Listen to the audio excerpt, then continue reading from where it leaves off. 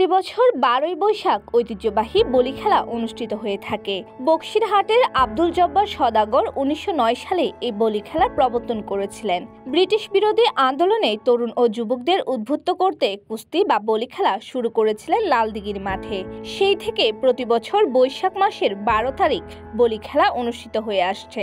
কালের বিবর্তনে এই বলি খেলা এই অঞ্চলের ঐতিহ্যের প্রতীক হিসেবে দাঁড়িয়েছে, রূপ লাভ করেছে প্রাণের মেলায়। চট্টগ্রামের ঐতিহাসিক জব্বারের বলি খেলা অনুষ্ঠিত হচ্ছে 25শে এপ্রিল। এবারে জব্বারের বলি খেলার 116তম আসর অনুষ্ঠিত হতে যাচ্ছে লালদিঘি ময়দানে। 24শে এপ্রিল থেকে চলবে 3 দিন ব্যাপী এই মেলা।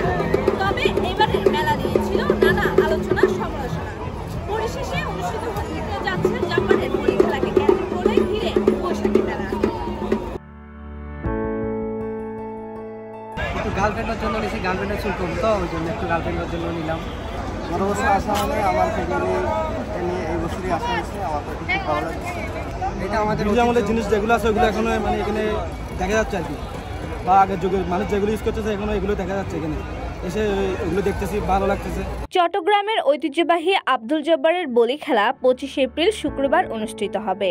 এবার জব্বারের বলি খেলার 116তম আসর বসবে ঐতিহাসিক লালদিঘি মাঠে।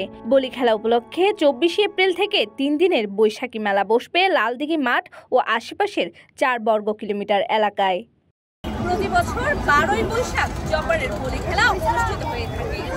জব্বারের বলি খেলাকে কেন্দ্র করে যে মেলা অনুষ্ঠিত হয়ে থাকে, সেই মেলা এই অঞ্চলের মানুষের ঐতিহ্যের প্রতীক হয়ে দাঁড়িয়েছে এবং বর্তমানে এটি এই অঞ্চলের মানুষের প্রাণকেন্দ্র। মমিন ভট্টাচার্য, সিটিজেন নিউজ, চট্টগ্রাম।